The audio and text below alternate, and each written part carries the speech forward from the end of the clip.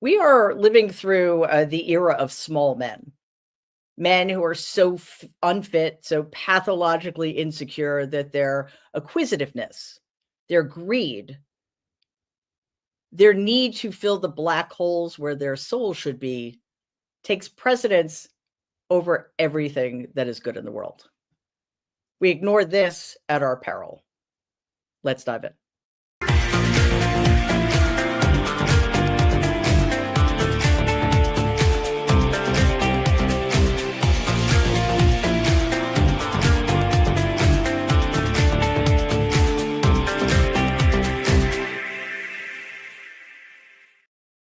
Hello, everybody, and welcome to tonight's episode of Barry Trump Live. It is great to have you here. I apologize for the mistaken subject verb agreement.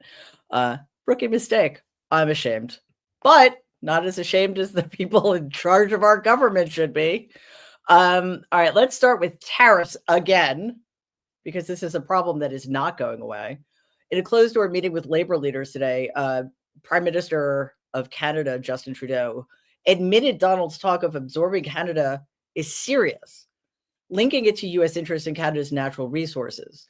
His comments were mistakenly hot-mic'd, over a loudspeaker and later confirmed by government sources. Watch this clip. I suggest that not only does the Trump administration know how critical but maybe part of why they keep talking about absorbing us and making us they're very aware of what we have, and they very much to benefit. But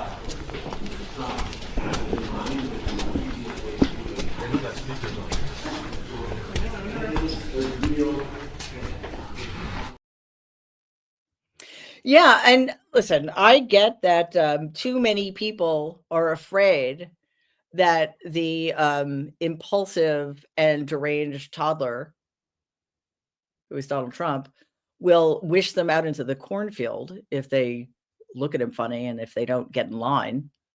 But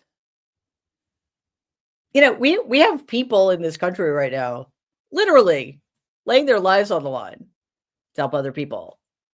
We have American citizens not knowing where their next paycheck is coming, but still showing up to protest. You think that we could get a coalition of leaders around the world to speak truth to power, considering all of the power they have? Yes, it is obvious. Donald wants Canada for its resources. That's the acquisitiveness I was talking about. In that clip, of course, Trudeau stresses the U.S. sees Canada's oil, minerals, and other assets as strategic.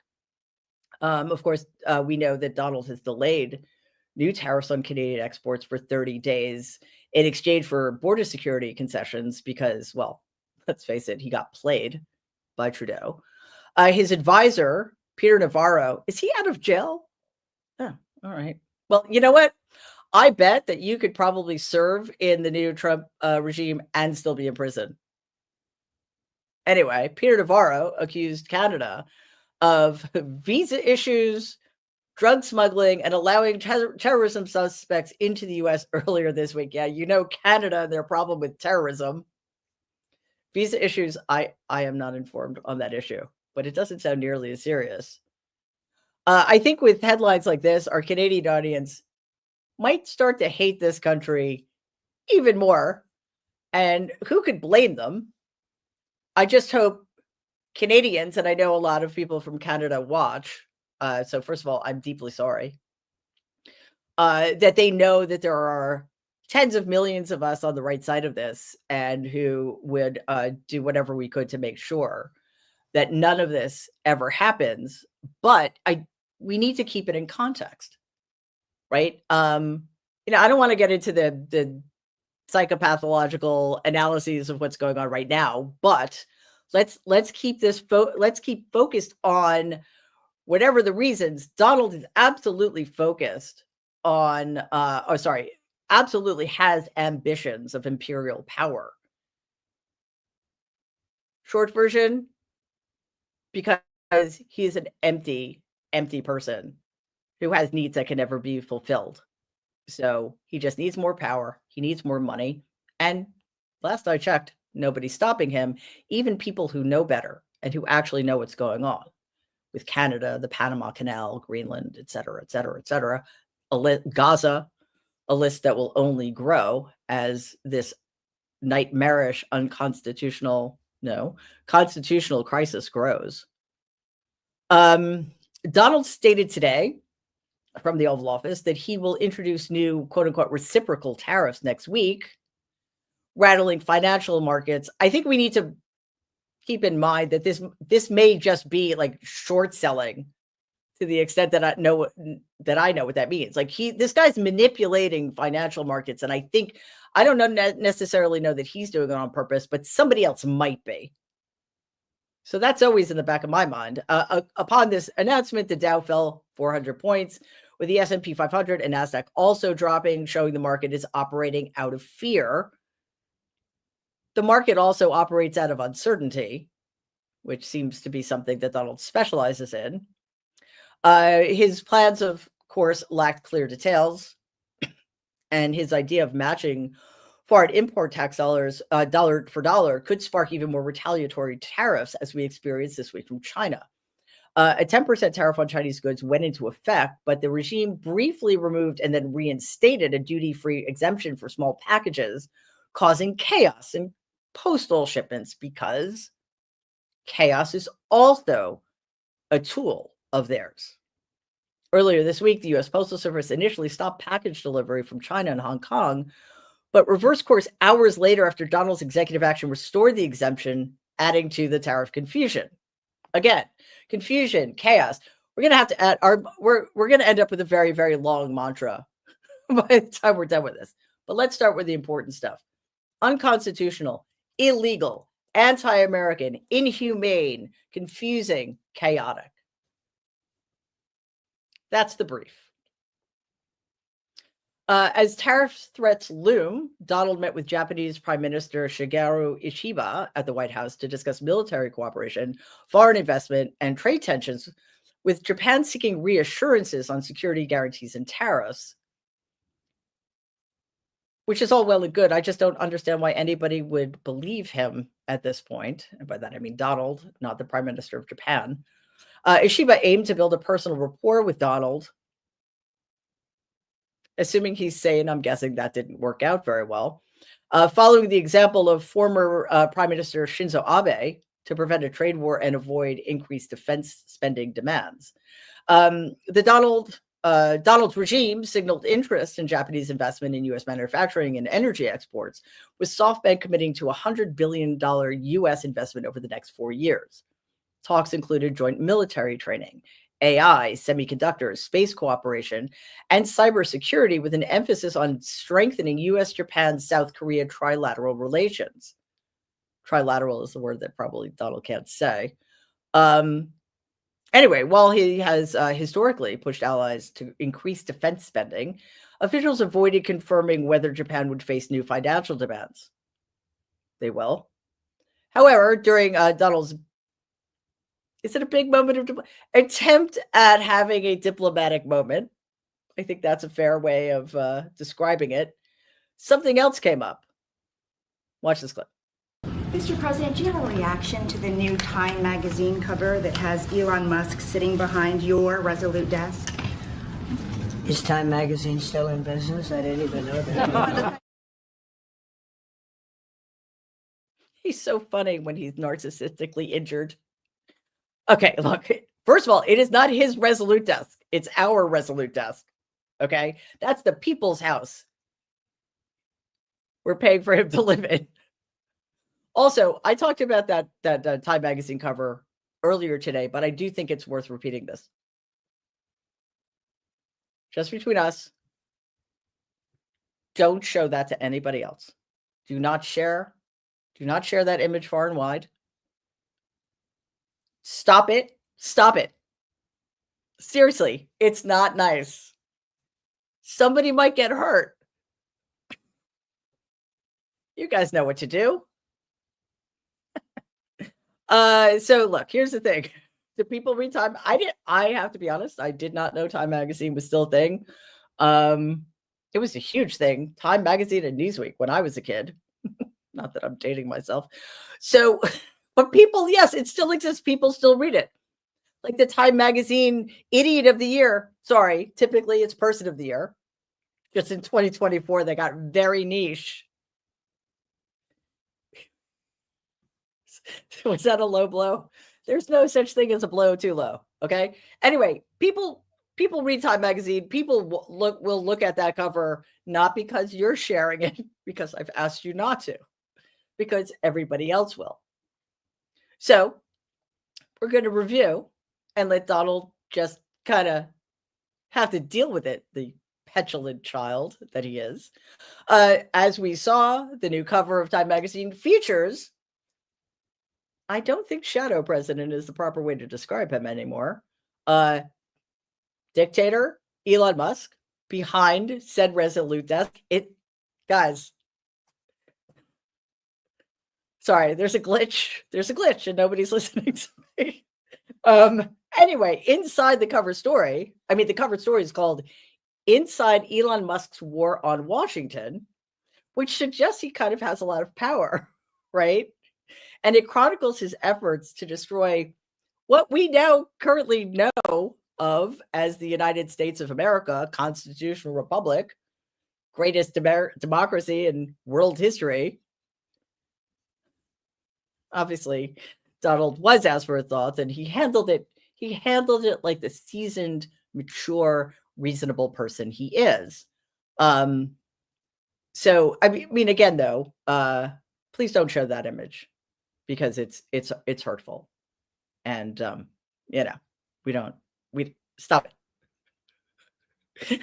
Anyway, after the meeting with Prime Minister Shiguru, Donald held a press conference to review the talk and take a few questions. But Elon wasn't quite done overshadowing the man who is now, I believe, his minion. Once again, Elon Musk stole Donald's thunder, such as it is. Take a look. Was asking, have you directed Elon Musk to review Pentagon spending, given it's the biggest discretionary? Yes, I have Pentagon, education, just about everything. We're going to go through everything, just as it was so bad with what we just went through with this horrible situation we just went through. And I guess 97% of the people have been dismissed. It was very, very unfortunate. You're not going to find anything like that, but you're going to find a lot. And I've instructed him to go check out education, to check out the Pentagon, which is the military. And, sadly, you'll find some things that are pretty bad, but I don't think proportionally you're going to see anything like we just saw. Proportionally? Wow. I'm impressed despite myself. But I defy you to understand anything that man just said. Clearly, though, this whole Musk thing, the Time Magazine cover thing that we are not going to discuss anymore, was on his mind because he obviously needed to make sure people knew who was in charge. It's Elon Musk. Go ahead. Virtually every investment made is a con job. There's nothing of value to anybody unless there's a kickback scheme going on, which is possible. And we're going to be doing more and more of that. We're going to be looking at Department of Education. We're going to be looking at even our military. We're going to be looking at tremendous amounts of money, Peter, being spent on things that bear no relationship to anything and have no value. We're talking about trillions of dollars. It will be, in the end, trillions of dollars being absolutely wasted and perhaps illegally. I would say certainly in many cases illegally, but perhaps illegally overall. And I'm very proud of the job that this group of young people, generally young people, but very smart people, they're doing. They're doing it at my insistence. It would be a lot easier not to do it, but we have to take some of these things apart to find the corruption, and we found tremendous corruption. Oh, I know where it is. Yeah. First of all, Donald, I like to help whenever I can. You are, metaphorically speaking, kind of digging your own grave here because you are doing exactly what Musk needs to Musk wants you to do in order to render yourself irrelevant to the extent that that hasn't happened already. And if you're wondering about what happens when people create monsters they think they can control, I have Dr. Frankenstein on speed dial. You might want to give him a call. Oh, you could use Netanyahu's pager. That would be fun. Anyway, it's Donald wants to take credit for this illegal, unconstitutional agency, the Department of Governmental Efficiency. Let's see how we answered the following question. One of the DOGE engineers was fired for some inappropriate posts. The vice president says, bring him back. What do you say? Well, I don't know about the particular thing, but if the vice president said that, did you say that? I'm with the vice president. Thank you, Peter. For those of you who don't remember, and why would you, the vice president of the United States of America is a guy named J.D. Vance. Okay, this is what we're talking about. One of Elon Musk's barely post-pubescent children whom he installed illegally, unconstitutionally, without confirmation, without vetting, without FBI background checks, giving them access to vital parts of the United States government, including the Treasury, etc. I mean, it is breathtakingly, mind-bogglingly horrible. These children have access to parts of the government that elected officials don't have. One of them was forced to resign because old posts from his, how old could they possibly be? He's like 12, but posts from his social media accounts were uncovered by a bunch of journalists doing actual journalism.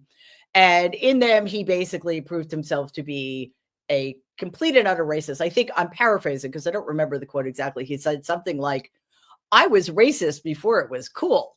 Like, that's the level of being we're dealing with. So he was forced to resign. My first thought was, why?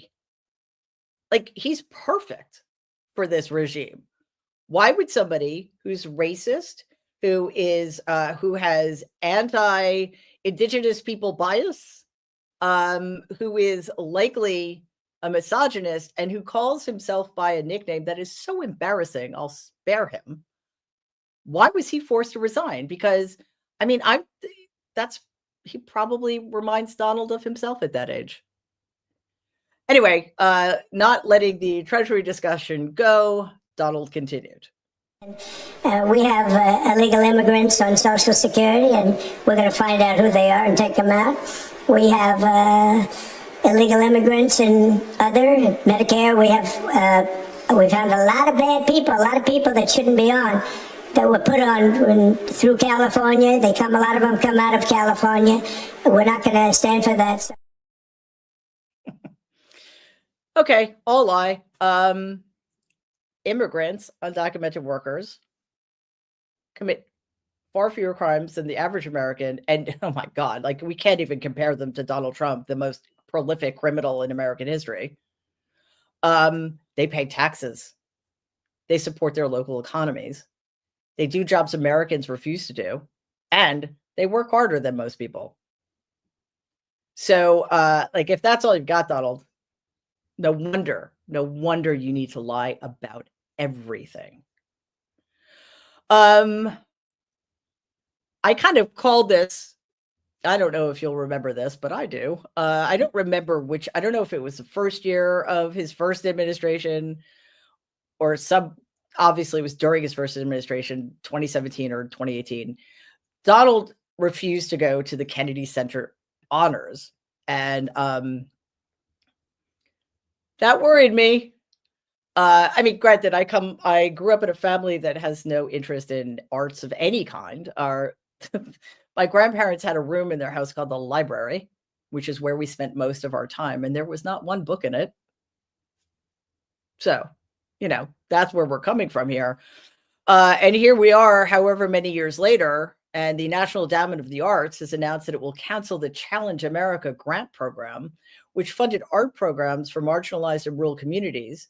And this, of course, is part of a shift under Donald's anti-DEIA directives, the NEA's Grants for Arts program will now prioritize initiatives celebrating the 250th anniversary of the Declaration of Independence in 2026-2027, aligning with Donald's executive order on patriotic programming. Okay.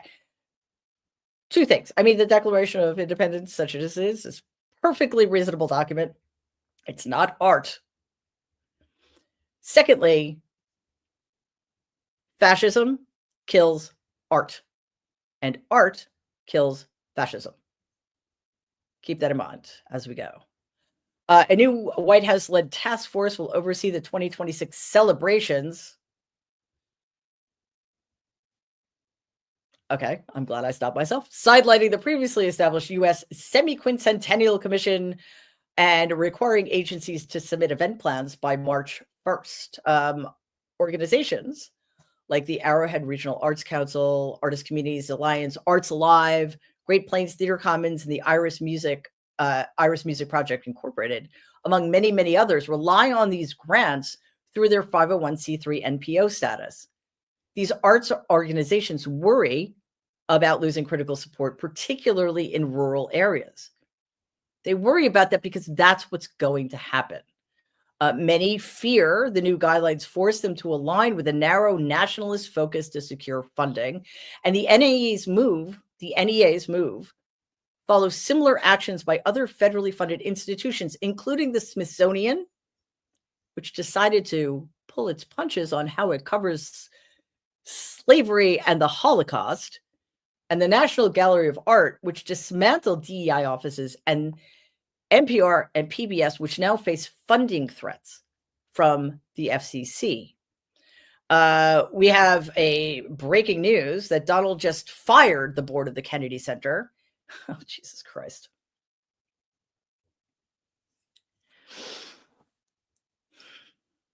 And named himself chairman of the board. He announced this on Truth Social, saying the following: in my direction, we are going to make the Kennedy Center in Washington, D.C. great. Shut the fuck up, for Christ's sakes. I've decided, I'm going to keep reading it because, you know, we can take it. I'm not sure I can, but you guys can. I've decided to immediately split those infinitives, moron, terminate multiple individuals from the Board of Trustees. It's like, I don't know. I feel... Thank God I grew up watching Monty Python because I can just roll with this stuff, including the chairman who did not share our vision for a golden age in arts and culture. We will soon announce a new board with an amazing, oh, Jesus Christ, an amazing chairman. He's talking about himself, Donald J. Trump. Just last year, the Kennedy Center featured drag shows specifically targeting our youth. And I can't read anymore because I don't have it. Thank you. This will stop. Yes, introducing children to diversity and different forms of expression. Stop that. The Kennedy Center is an American jewel and must reflect the brightest stars on its stage from all across the nation. For the Kennedy Center, oh, for Christ's sakes, he's quoting Kimberly Guilfoyle. The best is yet to come. You know, I just really quickly take another look at that Time magazine cover because I don't think I quite took it in. And I know we're not supposed to like spread it or anything, but I don't know. Kind of feel like seeing it again. Oh man, that's bad. That is bad, bad, bad news. And honestly, I knew it was coming. But because Donald does sometimes have the capacity to go lower than any sane, sentient human can go, I don't know if I saw that coming. But again, let's focus on the fact that he's doing that is not the kind of thing that should drive us crazy, although it will. And it does. I feel quite angry right now. But it doesn't matter. It doesn't matter. That's the kind of shit they're pulling to make us crazy, right? To make us angry. So it sinks their teeth into us. It gets its claws into us.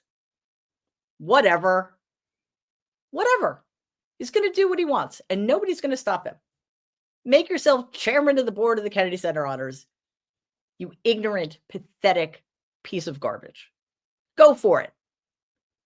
Because even if you weren't chairman of the board there, you would still find ways to degrade it now that you can.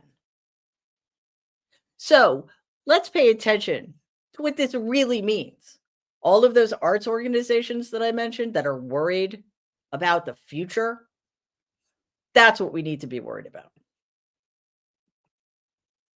I say this, I probably don't say it enough, but one of the most important things about being human, about living in a civilized society, is the arts. We need to protect them at all costs. We need to protect our right to creative expression, our children's right to see and consume and view whatever art they choose to, so they can become the best people they can be. That's what art does. That's why they want to kill it off. Fascism kills art. Art kills fascism.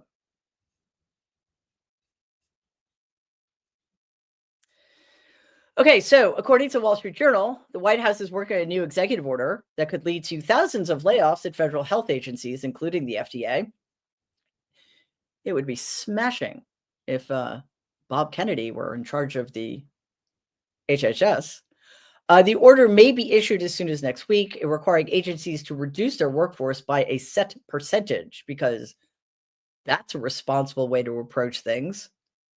The White House has denied any plans for an executive order affecting agencies under the Department of Health and Human Services, but that's bullshit, because we know that other than destroying American democracy and destroying the arts and stealing, the one thing Donald likes more than anything else is signing his fucking name.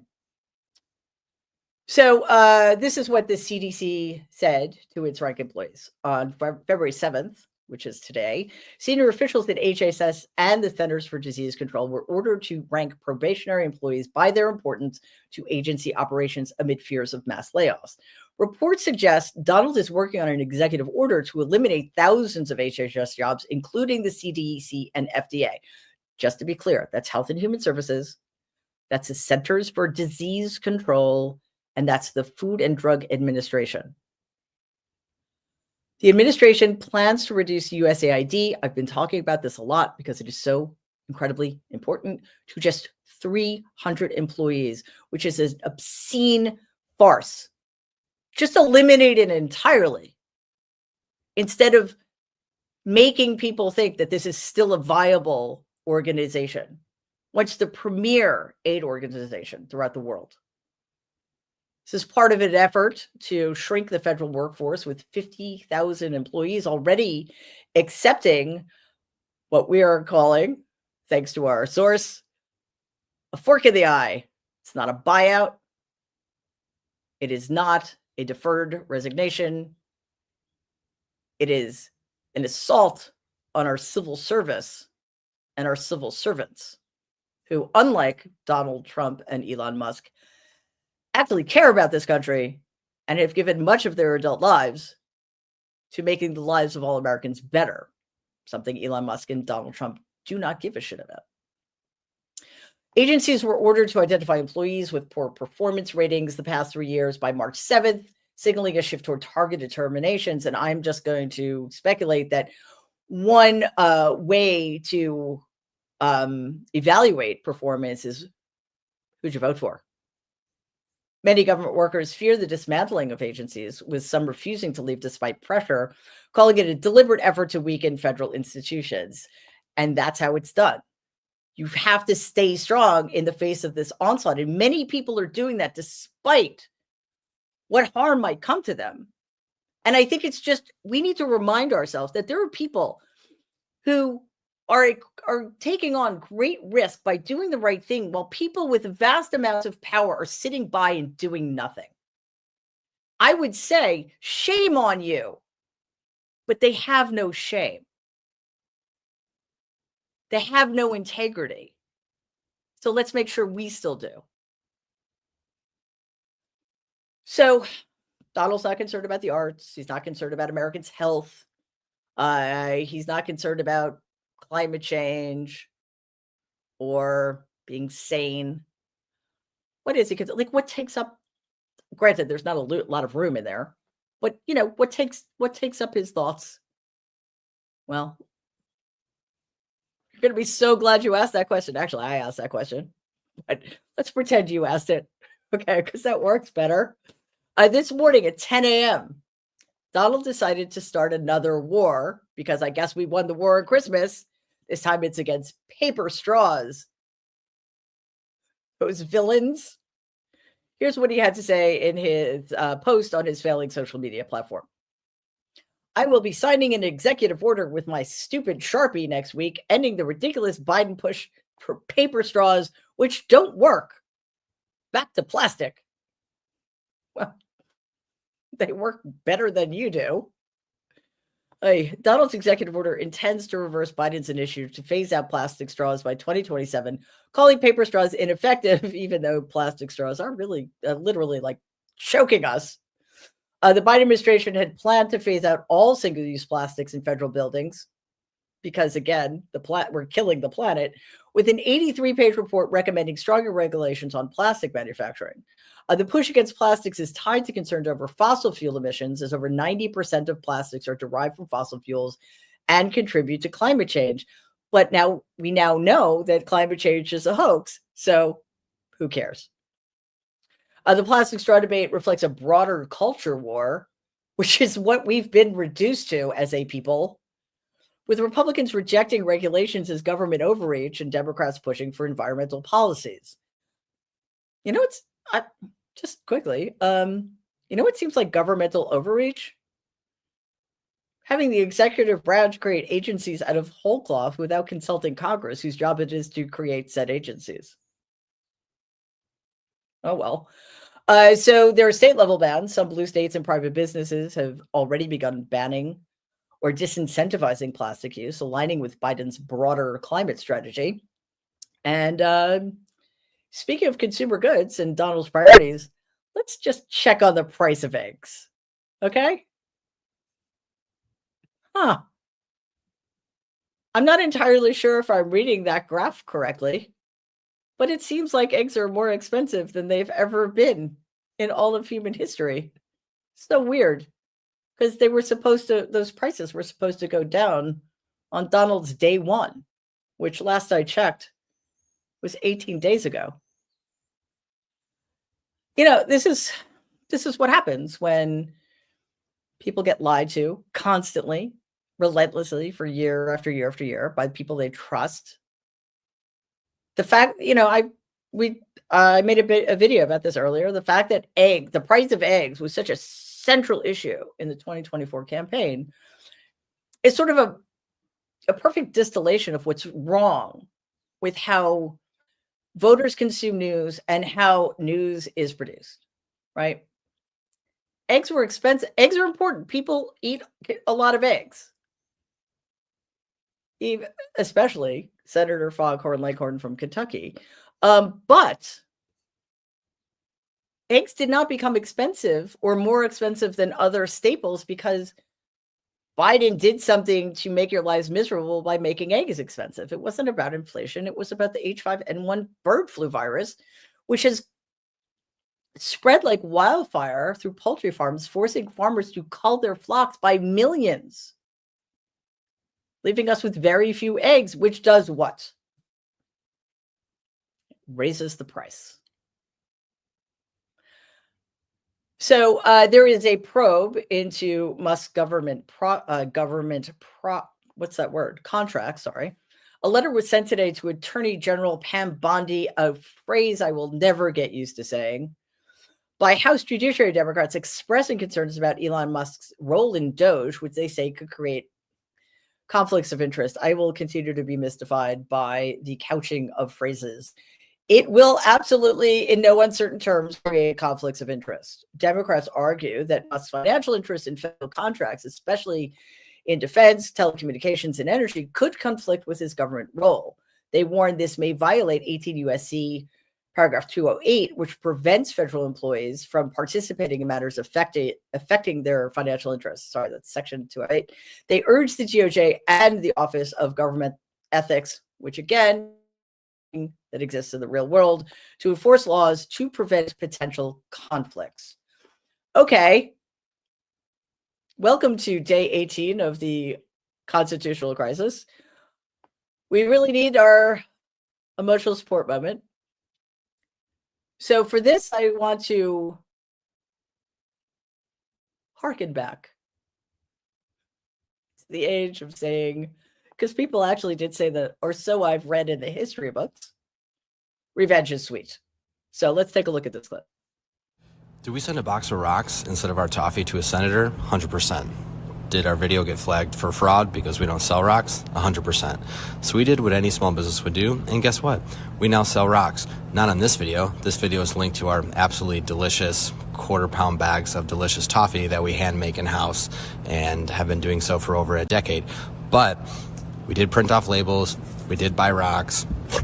We did create a product on TikTok, which you can find on our TikTok shop if you do want to send rocks to some terrible politician who is ruining small businesses, trying to take away TikTok or doing something else stupid, or anybody. With Valentine's Day coming up, maybe you want to send it to an ex. I don't know, but this isn't that video. This video is 100% about our delicious, handmade, family recipe toffee that we sell on TikTok. If you're looking for...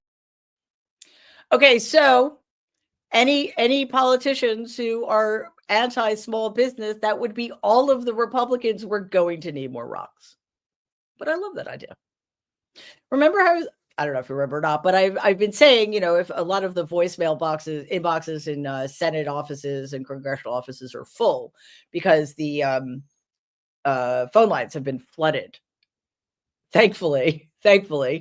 So my suggestion has been put an actual letter in the mail. Write it first, and then put it in the mail.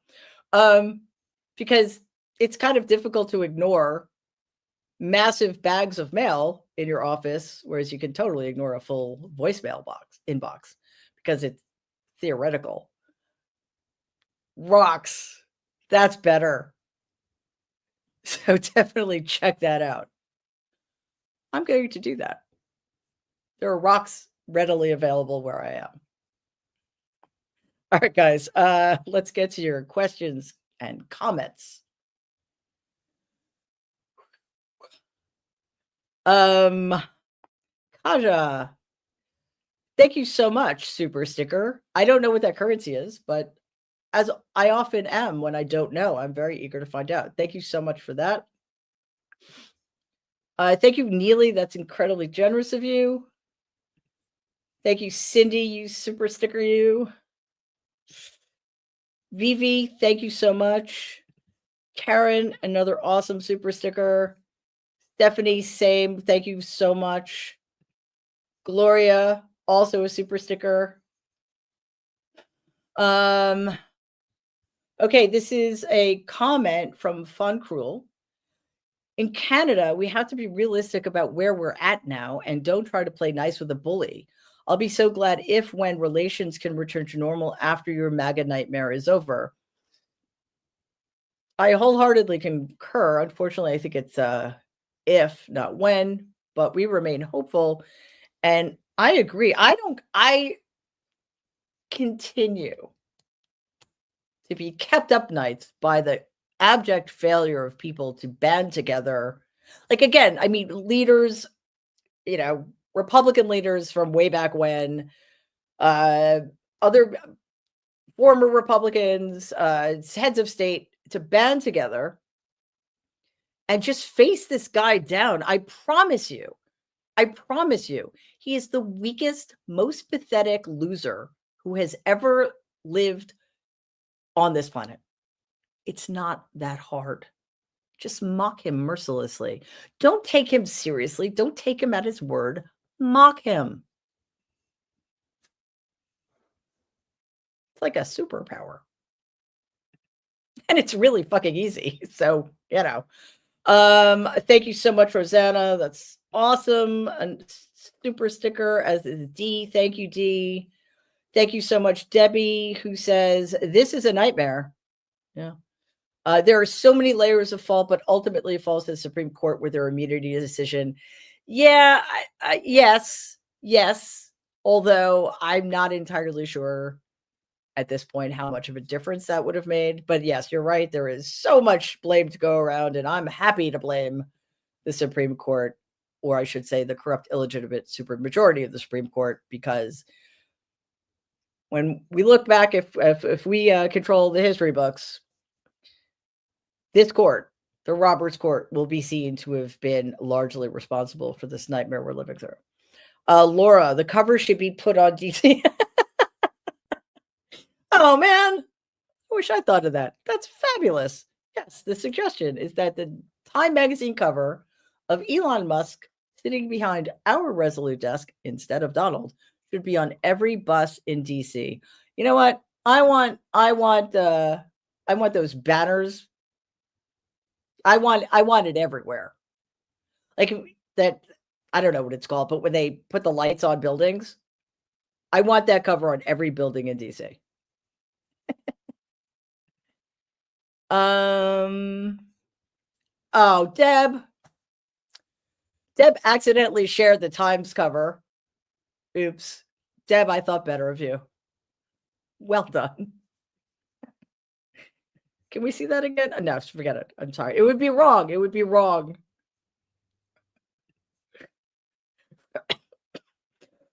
Sorry, guys. From Sunflower 853, I always look forward to what you do with the vases. Flowers behind you each day. It's excellent therapy. Thank you for what you do for us. Love from Canada. We love you, Canada. And I cannot take any credit for any of this. I have a secret supplier who has much better taste in flower arrangements than I do. I am just riding the coattails of her floral glory. Seriously. But it is fun kind of mixing it up, right? We all need our distractions. Thank you, John, so much. Thank you, Kendra. Fabulous super sticker as well. Dax, great name. Love that name. Thank you, Dax. And who says, you and the Nerd vendors are highly relatable and respected. Ooh, cool. Thank you. Please watch all the protests across the nation. It's beautiful. Yes, the protests are beautiful. And I'm telling you, I'm throwing this marker down. They are going to become more frequent, and they are going to get bigger and bigger and bigger, but it's up to us. So let's keep at it. Thank you, Dax. Thanks so much, Pabs W. Mary, our governors have the power to enforce martial law. With what we're dealing with, it's needed. Yeah, listen, I said this during the election. I think I'm placing a lot of my confidence in blue state governors.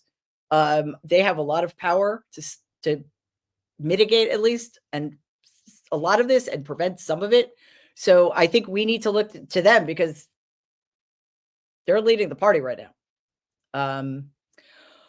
Okay. Thank you. Wow.